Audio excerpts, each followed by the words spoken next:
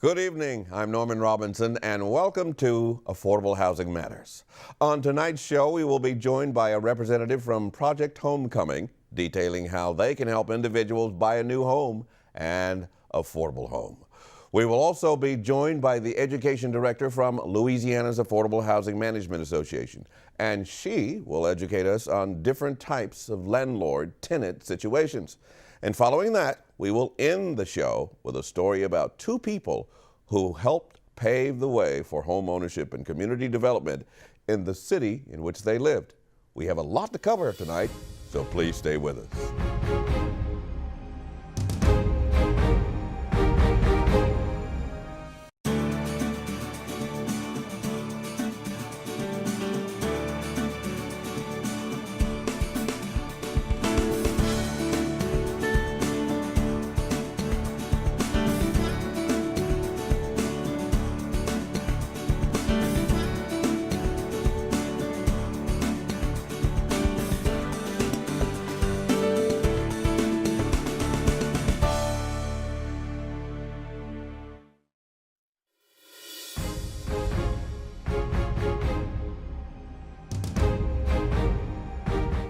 Project Homecoming is a faith-based community development organization building resilient neighborhoods in the greater New Orleans area. Joining me now to tell us how they generate these communities is Ms. Kelly Sharkey, Marketing and Sales Director for Project Homecoming. Good evening. Yeah, thank you for having me. Thank you for being here. I'm excited to talk about this particular program. Yeah. Haven't heard of this one up till now. Is this a program that has been around for a long time? Yeah, Project Homecoming started in 2007 out of the Presbyterian Church. So the Presbyterian Disaster Assistance funded strictly owner-occupied renovations for families who needed their houses rebuilt after the storm Katrina, immediately after. So they provided volunteer labor, and it originally started out as gutting homes, and then they were able to provide assistance to actually help rebuild. So since 2007, we've been doing the owner-occupied renovation program with volunteers, and then we branched out and started a home buying program. So we partnered with the New Orleans Redevelopment Authority to build 33 energy-efficient homes in Gentilly through the Neighborhood Stabilization Program. And since then, we've branched off, we've skyrocketed, we've got a lot of other programs that we do to help the community. So what was it that compelled you to branch out, to expand? Well, what happened was the Presbyterian Disaster Assistance committed 5 years to Katrina recovery, and they were very generous and gracious in what they gave us, and we decided to either move forward or close our doors, and we chose to move forward. So then we started seeking federal grants, and we were able to continue, and the Presbyterian Church has still been a very huge part of our organization financially. Yeah, well, thank God for you. You have a first-time home buyer program, which consists of what? So we started new home sales in 2012, and that was started with the Neighborhood Stabilization Program with the partnership with the New Orleans Redevelopment Authority, and we did 33 brand new energy efficient, some renovations for first-time, low to moderate income first-time home buyers. And we were able to use the soft second mortgage program where buyers were able to get up to $65,000 towards down payment assistance and closing cost assistance if they qualified. And it was a great program. We are continuing to do that. Unfortunately, there's no more money left in that program, but we're continuing to offer affordable homeownership opportunities with subsidies for both the buyer and construction, and partnering with NORA and the city is helping us. Which segment of the city are you mostly concentrating on at this juncture? We are in Gentilly, so Gentilly is a big target area for us for our homes for sale. Why Gentilly? It's just a great area. It's so great, yeah. Gentilly, it's just neighborhoods, and it's got so much opportunity. It's great. it was a target area that our board had decided on. We saw the need and we went in there and we addressed it. And it's pretty amazing, even for me, seeing how when we started our new homes program, how the neighborhoods have changed. We built 5 homes on one street, and it has changed the street tremendously. It's just blossomed into a beautiful, beautiful neighborhood. So the Gentilly area is a prime area for renovation and building because of its historic aspect and because of the stability of the area. Exactly, yeah, and it's a very high homeownership rate in Gentilly, and we want to help preserve that. Not to mention that a lot of it stayed dry during Hurricane Katrina because it's kind of on a ridge. Yeah. In fact, that's where the Indians used to evacuate to before their land was resettled by Europeans and Americans. Interesting. Yeah, they were smarter, a lot smarter than us about what to do. So, given that you have Gentilly, what about New Orleans East? We actually are in the process of acquiring more properties that are going to be at a much more affordable rate than our homes in Gentilly, and we have a few that are going to be coming up in the east. But in the east, we also have we house our volunteers at a housing facility called The Village, and it's on Chef and Reed Highway, or Chef Highway and Reed Boulevard. And we just recently built out an office in there for our Road Home Liaison Group. So right now we have Road Home advocates in our office in Gentilly, but we have just opened up, as of yesterday, we just opened up a office on at our facility in the east. It's 4523 Reed Boulevard. And we are accepting clients who are not in compliance with Road Home or have any questions. Walk-ins are welcome. You can come in from 9 to 5:30, and somebody will be there to assist you. I'm intrigued that the Road Home program is still around, and you say you've opened up a Road Home Liaison office or an office for the Road Home Liaison Group. Now, what do they do specifically, and how do I, as a potential client, get information about that? So the Road Home Liaison Group is through the Greater New Orleans Housing Alliance. It's composed of a bunch of different nonprofits that are working to help make sure people are in compliance with Road Home. They have very skilled advocates that are working, case managers that are really helping the clients seek assistance. There's been more money that has been, out there, and a lot of people are scared to come to talk about their road home because they are scared they're not in compliance, but we're here to help. We're not here to get you in trouble or stress you out. We want to make sure that everything is in compliance and that we can help you as much. So what do I need to know if I'm sitting at home and I'm afraid that I haven't been in compliance with my road home requirements? What do I need to know to get me into your office for some potential help? So you can call our number at 504-942-0444 and ask for our Road Home Liaison Group case managers, and they can assist you. They'll look in their database. They have files of all the compliance and records, so they can assist you with either seeing if you qualify for more money to help you, or sometimes it's as simple as just turning in an Entergy bill showing that you have been living in the house and you'll be in compliance. So it's a wide range of cases that we're seeing, but they're all equally as important. Now, do I have to, how should you say, qualify in a certain income range, or am I for this Road Home Assistance Liaison Group? Anybody who received Road Home, anyone who does not know if they're in compliance or knows if they're not, is eligible to come in and talk to us. Now back to Gentilly, those homes that you have available, how many are still there for people who might be interested in purchasing any of these homes, and how do they qualify? So we have, like I said, we've done 33 total in Gentilly so far, and now we are in the process of building 7 more with the hope to do about 15 additional ones after that. So there's a lot of opportunity in Gentilly. I don't know, the Resiliency District just came out with some money, so that's going to be a big spot for stormwater management, and a lot of developments are happening in that area. So we've got one program in Fillmore Gardens, which is... Very familiar with that neighborhood. Yeah, it's a beautiful It's a nice area. neighborhood. Yeah.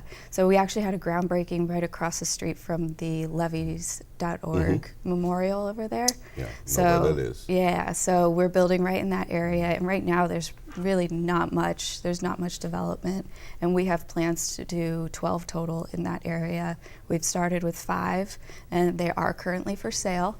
So in order to qualify, you have to be at or below 120% of area median income, and that is a restriction that is from the grant funding that was given to us, and that is to help preserve affordability and make sure that, you know, people are buying these homes that, you know, can maintain the neighborhood. I understand you have some personal experience with selling homes in that area. Yes, yes, I did. I actually convinced my sister to purchase a house, and she did. And so now she's in Gentilly. She purchased one of our homes, and there's no better testament than you know, putting your own family in one of their homes, in one of our homes. So there you go. So you feel very comfortable in recommending this area to anyone who might be interested, or anyone who might qualify. Definitely, yeah. Yeah, it's great, and we also have homes in the Pilot Land neighborhood, and they are right next to the new McDonough 35 school and all of the new developments that are happening over there. So Gentilly has a lot in its future, and we are really excited to be the front runners in these areas and in these neighborhoods specifically. Well, now that we know about your program, we're excited too. We're excited for you. Thanks for being here. Thank you. Kelly Sharkey, it's been a pleasure talking with you. Same. Thanks. All right. When we come back, we will be joined by Ann Rolling of Louisiana's Affordable Housing Management Association. So don't go far.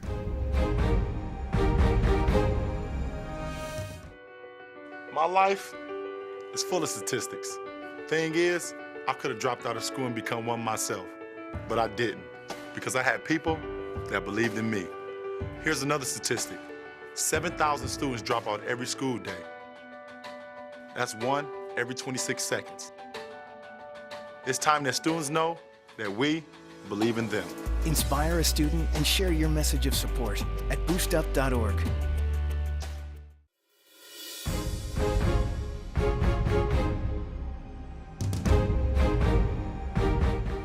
Ann Rolling is the Education Director of Louisiana's Affordable Housing Management Association, and she is here to educate us on what Lahma, L-A-H-M-A, is doing for this area and also for the state. Thank you for being here, Ms. Rolling. Thank you. It's a pleasure to have you, because you're talking about something that we hear a lot about, but we've not had someone in your position on the show before.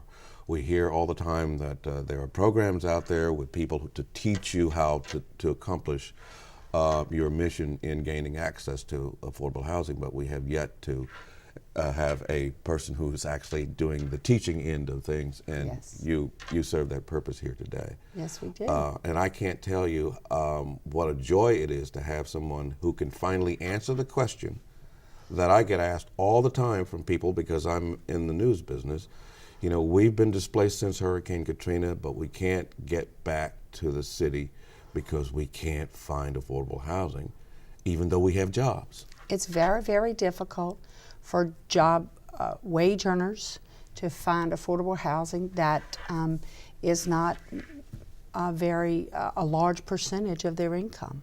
And we as Lahma work to promote with owners, developers, and managers on how we can promote that affordable housing within the state, retain it, get it back, work with HUD, work with the Louisiana Housing Corporation to actually create programs that are, we don't create programs, we work with them. And we do the best we can to house people openly, fairly, and to try to give them rental that is affordable, that they can earn a living with.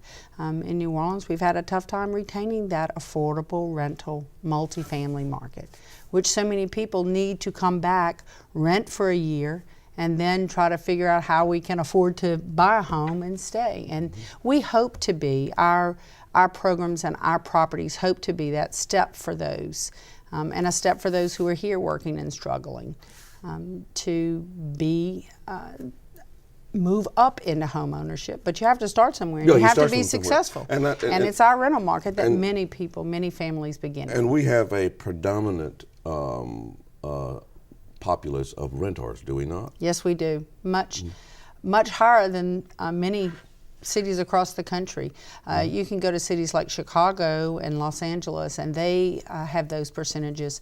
But New Orleans is very competitive with them, with the percentage of rentals in the city that were lost before Katrina and that have struggled to have affordable when it comes back, when they come back. So why are we having this difficulty when we talk about our percentage of money that we're spending for affordable housing, anywhere from 30 to 50%? Right. Most individuals spend about 30%, across the country, about 30% on housing. There are big cities who spend more.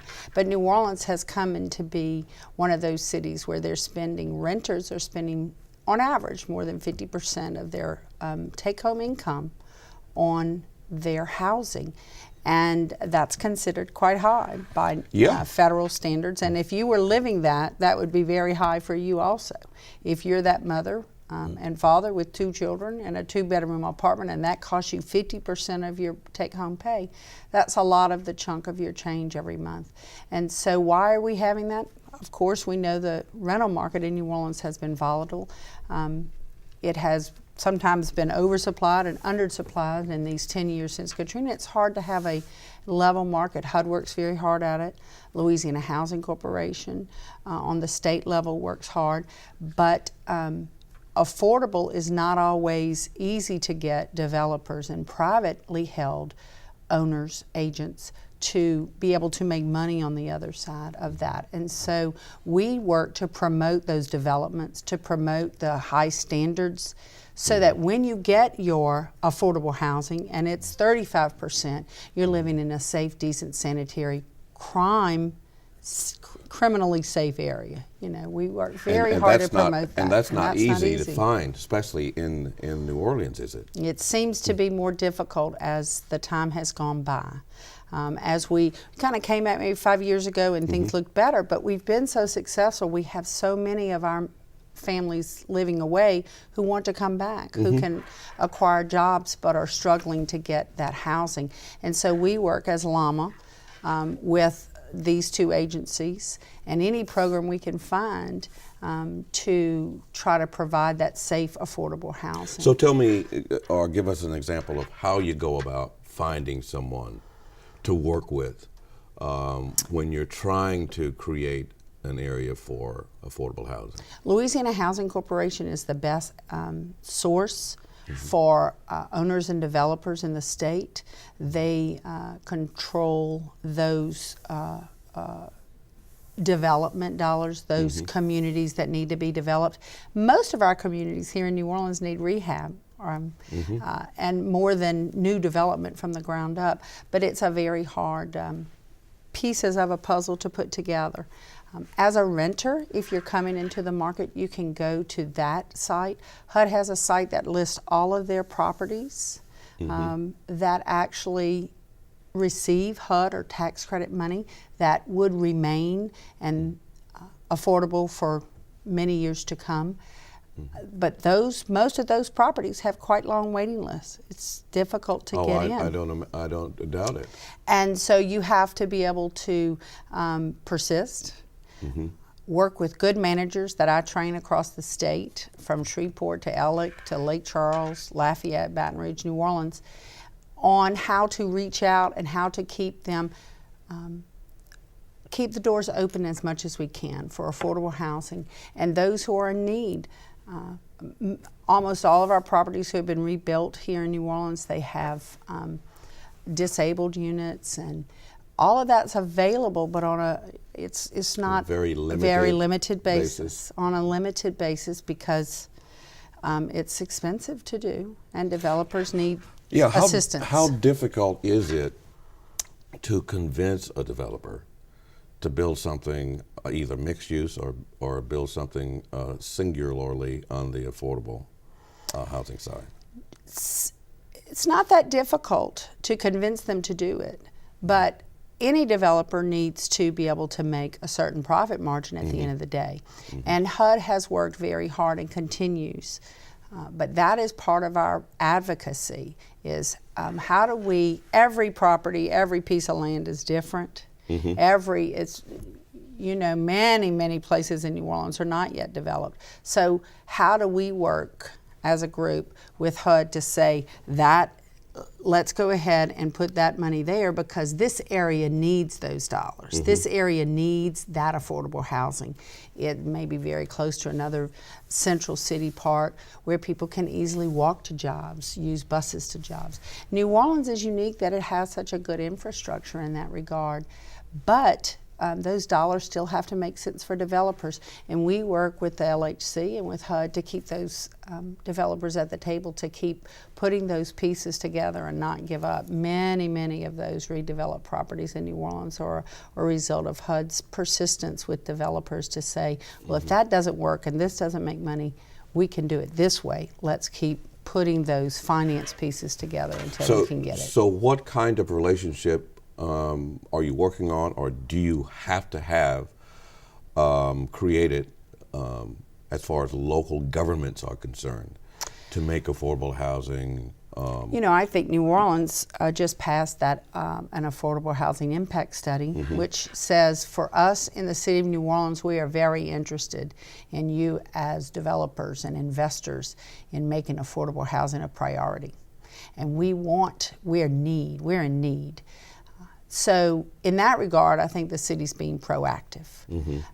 But it doesn't change the fact that you've got to keep those pieces working, and many times affordable housing pieces are so complex that it keeps the commitment of the city to enact laws to make that a requirement very, very, very important. And I think you'll see, because of that, more development.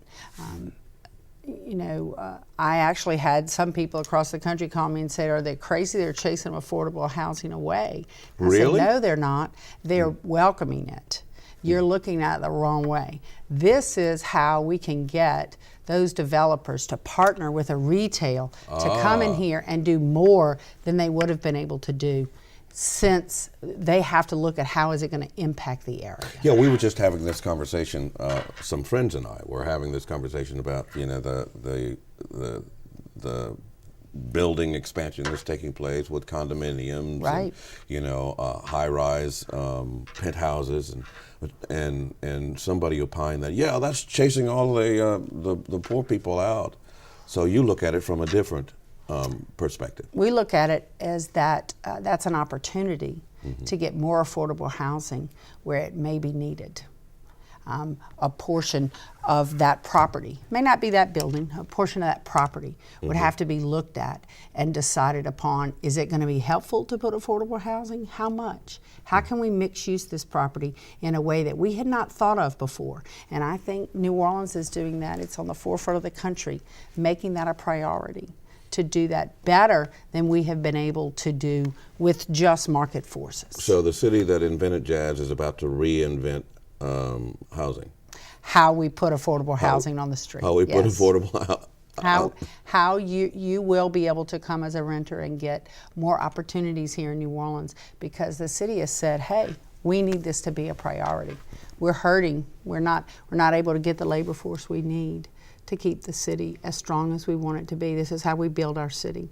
And I think you'll see it's been being replicated in other cities across the country, trying to see how they need to impact it. Now New Orleans is starting. We're reinventing. It's not going to be an easy wheel, but it's a good step in the right direction for affordable housing developers. We were thrilled. Well, you've certainly given us You've certainly given us a different view of how to tackle the problem, because we've had people on the show who suggest that the affordable housing idea might not be so, how should you say, accessible in New Orleans, that most people will have to expand their reach for affordable housing outside the metro area.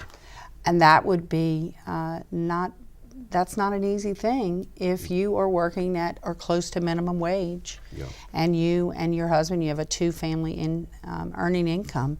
It's very expensive to drive in and out of the city. The city has a wonderful infrastructure of transportation that really provides our middle and lower income families opportunities that when you live outside of the city, you have to own a car, you have to pay for insurance, you got to get into the city. Yeah. So we hope, our hope and our great admiration for the big step forward is that we will see more affordable housing as part of our developments that become the infrastructure of the city. All right. Ann Rowland, Louisiana Affordable Housing Management Association, thank you for being here and giving us a new dynamic to the discussion about affordable housing. Thank you for having me. You're very welcome. When we return, we'll have a special story about community development honoring two African American leaders who created a neighborhood in Oklahoma City. Don't go far. Stay tuned. I need help finding a doctor. PACE. I needed help with my medication. PACE. I needed help getting around. The Shirley Landry Benson PACE Center is a place that helps seniors remain in their homes, providing the care they need. If you or a family member are over 55 years old, you may be eligible for benefits offered by PACE. For more information, contact us at 504-835-0006. PACE, caring for those who cared for us. Walter J. and Frances Edwards were a couple of small business owners who met and married in the 1930s in Oklahoma City. Together with Walter's enterprises and Frances's bookkeeping and real estate dealing skills, they opened the Edwards Real Estate Investment Company and purchased 33 acres in northeast Oklahoma City. The two had the land platted by C.T. Hasman, a white resident of Tuttle, in order to skirt the segregation ordinance. There, the Edwards sold to black homeowners, effectively ending residential segregation.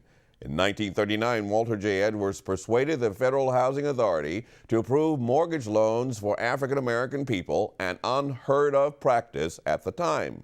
From there, the Edwards donated land for a public park and elementary school, built the Edwards Memorial Hospital, and created a nearby shopping center. Walter J. Edwards is now known as one of Oklahoma City's most prominent African American entrepreneurs and real estate developers. For more on this story, please visit okhistory.org. And that will do it for us here tonight. For more information on our guests on this show and others, please visit WLAE.com and click on the Affordable Housing Matters link. There you can get in contact with every guest we've had on our program. Also, tell us what you want to see on Affordable Housing Matters by emailing us at ahm@WLAE.com. Thank you for joining us this evening. I'm Norman Robinson. Have a good night.